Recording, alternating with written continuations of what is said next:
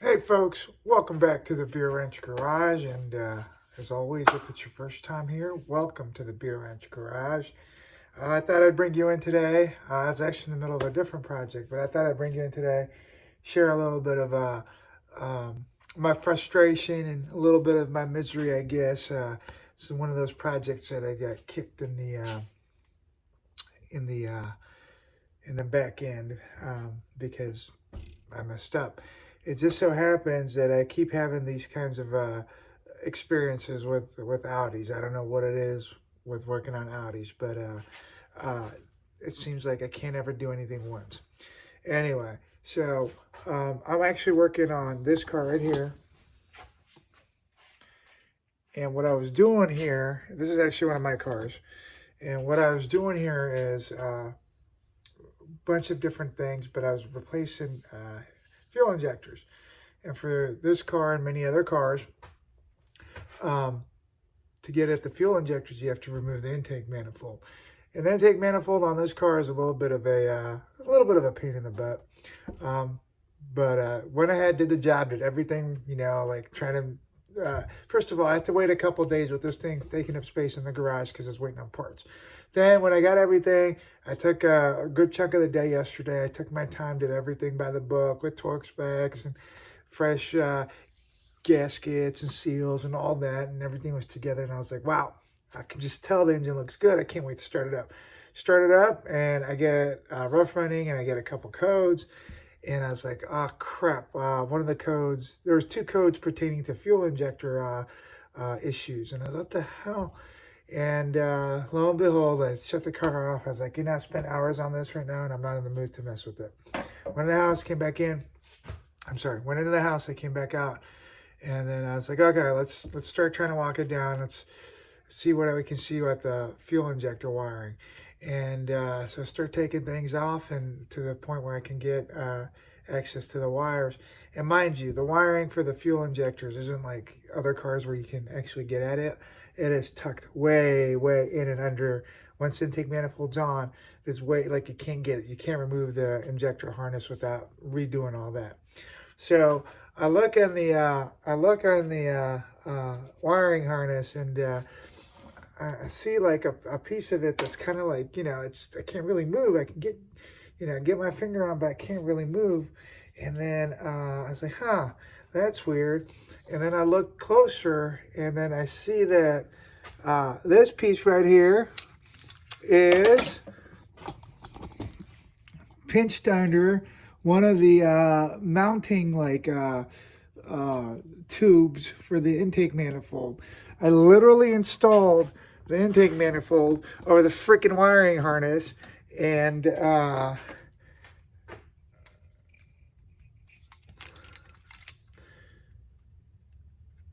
that cylinder on the manifold, or that mounting tube, you probably can't really see it too well, cut through the insulation on the wire here, and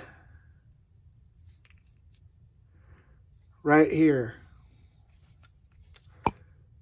You can kind of see it right there. But either way, like you get the point. So I'm kind of drowning my sorrows with Tito's and grapefruit. And I guess I'm going to do a wiring repair here.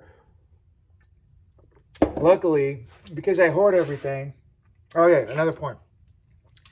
So the wiring harness for the fuel injectors is a separate harness than the rest of the engine harness. So that's a good thing, kind of, because you have this one self-contained unit. The other thing is, I hoard things, so I have the same type of wiring and connectors from a Passat, which I'm just going to snip it off and cut off the affected parts on the original harness and just kind of splice this in. So I'll show you how that works. And then, just like I said, wanted to share my frustration here. I'm sure everyone has these types of days where like you're at the end of a project and you're like, great, I got it, I'm done. And then you go and start the car or whatever, and you realize, shit, I'm not done. I have to go back to the beginning. And so if you've ever watched this channel in any you know, you've ever watched this channel with any type of volume, you know that's happened to me a number of times with the red car. With the red Audi of the same year, that the silver one here, it's a 2006. And I'm going to go ahead and put up a link to right here, I think, or is it right here? Always forget. I'll put up a link, one of these fingers, to that red car, and it'll give you some chance to go and look at some of the same types of situations. Now, thankfully, this isn't nearly as bad as what I got into with the red car. But yeah, so go ahead and check those out. And I'll do a really quick video on how to do a repair here. Like I said, I'm fortunate enough that I have the same size wire, like basically ready to go. So it's going to be a snip, snip, snip, snip, splice, splice, splice, splice, and we should be good. All right, so this is my harness that I'm repairing. I got two issues of concern, or two areas of concern. One is right here, kind of like lower, and then this one right here. Now, again, I got a harness with the same exact connectors and same size wiring. It's from a VW, except the connector here is slightly like more damaged, and just to play it safe, I'm going to retain the connector on my original harness. It's in better condition, and these connectors are in a tight spot, so I don't want to mess with them. There's two ways I could do it. I could actually remove the connector and unpin the wires and do it that way. Or what I'm really going to do, I think it'll be easier, is I'm going to snip off the donor harness. I'm going to snip the connector off here and snip the wire down below and have extra wire. And I'm going to go to my repair harness and snip the connector that I want to save above the break point, obviously, and then go ahead and snip below the damaged area. So I'll show you what I'm going to do. Again, this is the harness that I'm going to repair. So I got my connector here, or I got my connector here, and I got that snip, and it leaves me with the connector with a decent amount of usable wire. Okay, so that's my fourth injector connector. I'll just set that aside for a second. And then again, this is my repair harness, the one that I'm repairing. I am going down to the damaged section, and I'll snip that much. And so even if I really wanted to, I could just cut out the damaged parts of the wire and reuse that wire. But I have plenty of wire with my donor harness, so let's just use the donor harness. Okay, so since I'm not using the connector on the donor, I've stripped back some of the electrical tape that came from the factory. I'll cut the connector off right there and put that aside. I don't need that. And then I got a good mess of wire. Okay, so I got my donor wire, and I can take my donor harness and put it aside for now. All right, now, so the first repair I want to make is on the bottom right here on these two wires. And I'll kind of talk you through it and I'll kind of talk you through it and not really going into a whole lot of detail. Basically, I'm going to strip back a little bit of wire off of the cut ends here. And then I'm going to keep in mind to make sure that the wires on the cut harness, on the bottom, and on the connector, they made up same color, right? Because the donor harness wires are different. Even though they're the same size, the colors are different. So I'll take this red and blue one, and I'll make sure it connects to the pink and gray one over here. That's what we'll do. All right, go ahead and do this connection here.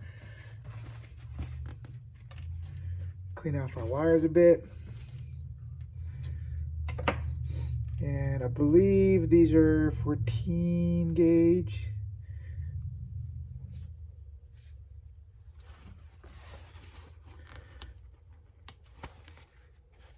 stripped the insulation so it's nice and wiry. Okay. Now I'll do that for the other side too, because I'm going to need that in a minute.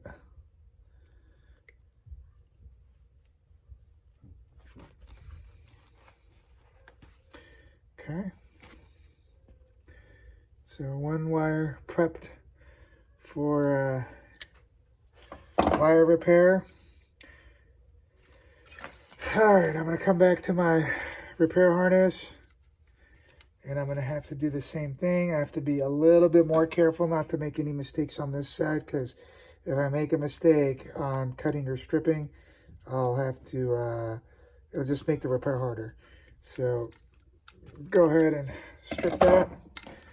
All right. So I'm going to go ahead and get a little bit of a heat shrink. I just cut this here on the wire. So once we make our connection, we can protect it. And then at the end of the day here, all we're really doing is wrapping these wires up together.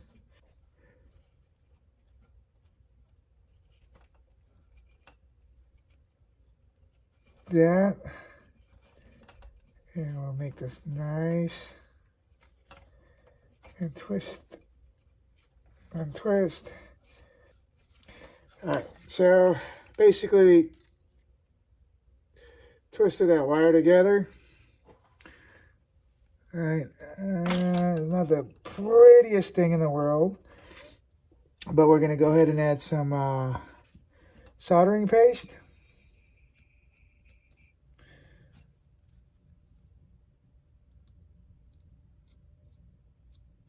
There it is.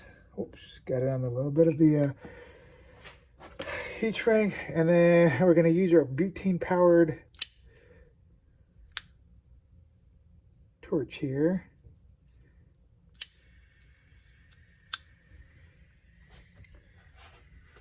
Nice little butane-powered soldering torch. And a little bit of Chinese solder.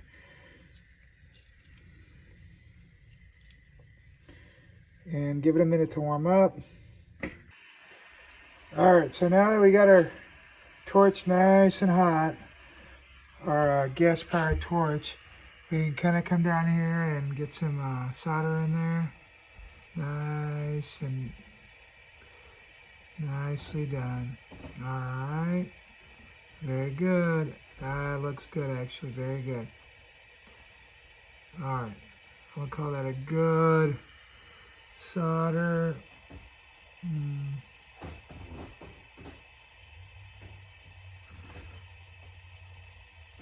All right, that should be a very good connection. Might not look the best, but it'll hold well.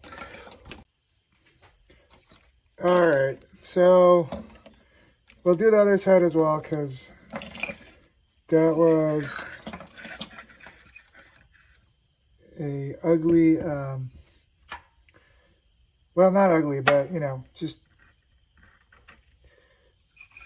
to make sure we get a good, solid connection on there. All right.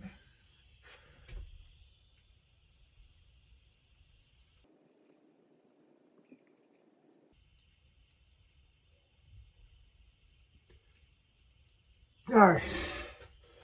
So this is a good connection.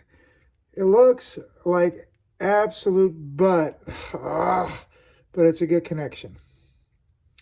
Now, because of my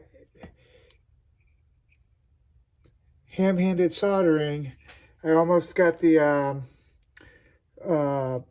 heat shrink to melt. But the reason I went with a bigger heat shrink is now I can shrink that over the wire, and that connection is going to be solid. So let's go ahead and do that. And you can take anything. I'm going to use this simple lighter to just kind of get that heat shrink on there nice and secure. Okay, you don't want to burn the wire, but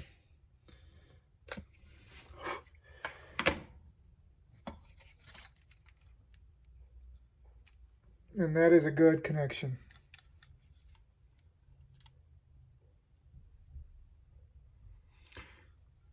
All right, we're gonna do the similar deal on this end, and then I'll show you how we'll connect the connector to the splices. All right, so that was a key first part. I'm just going to do the very exact same thing with our next piece of wire to this leg of the wire. All right, so off camera, I just did the second wire, same method, and then I just realized I could put the heat shrink over the top instead of having it at the bottom, so I got a little bit more on this. But both these wires now have a good secure connection to the harness. And then what I'm going to do is I'm going to get an even bigger sheath of heat shrink, and I'm going to put both of my wires through here. So I should cut this heat shrink just a bit more. All right.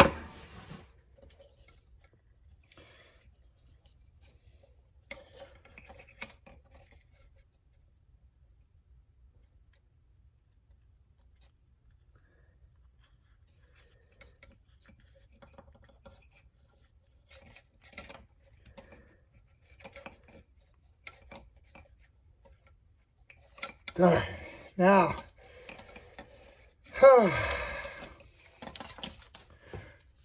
I have my connector, and I just kind of do the same thing I did with the bottom.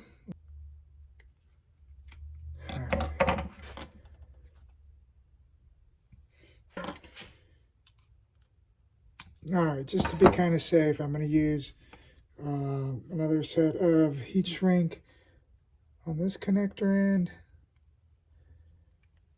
I mean, there's a little bit of overkill, but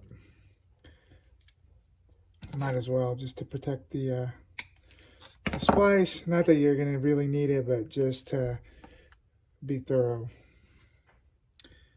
So that guy will go there. All right, and then this guy will go here. Go into the red and purple one. So we kind of wrap our ends of our wires just like we did before. That's one.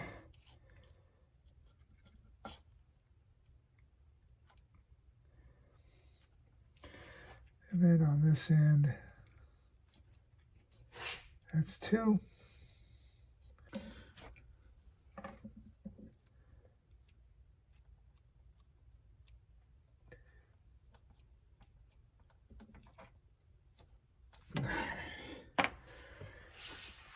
And it's not necessary to get a ton of solder on there, just enough to make a decent connection.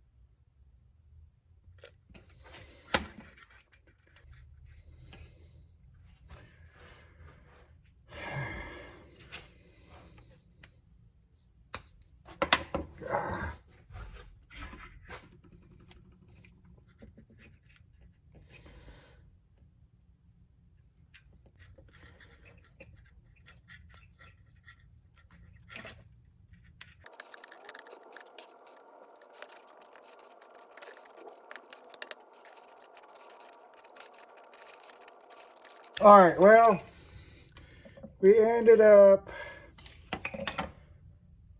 not making the super neatest repair, but at the end of the day, this is a very secure connection, so it'll work. I got a little bit sloppy with the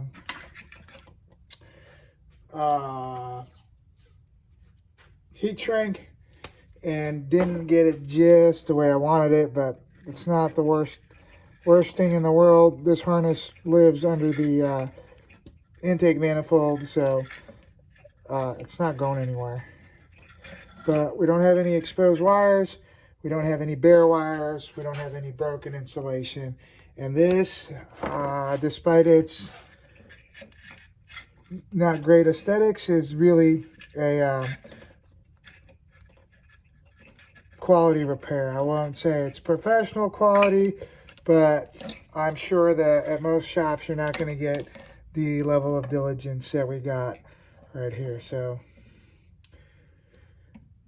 it's a good harness. It's a good good repair, and it's secure, and should work just fine. All right, so here is our harness nestled in there. I guess you really can't see it, but I have to take my word for it. Ah, goodness. Here is our harness.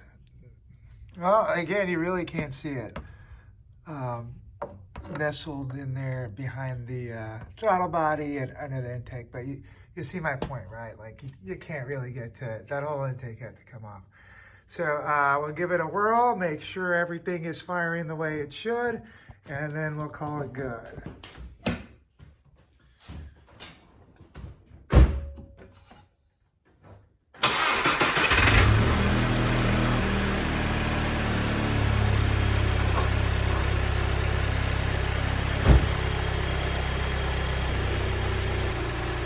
All right, now that's a nice smooth running engine. No misfires, no craziness. Looks like that's a really good repair. All right, so that looks like a good repair. I'll drink to that. And if you like this video, or if you learned something, or you just kind of enjoyed taking part in my pain and frustration, please give me a thumbs up, and go ahead and leave comments. And of course, if you'd like to see more of this kind of content, feel free to subscribe. Thank you for watching, and we'll see you in the next video. Take care.